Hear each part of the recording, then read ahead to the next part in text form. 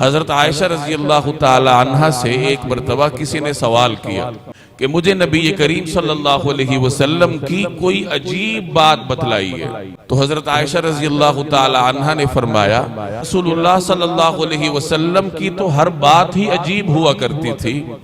البتہ ایک مرتبہ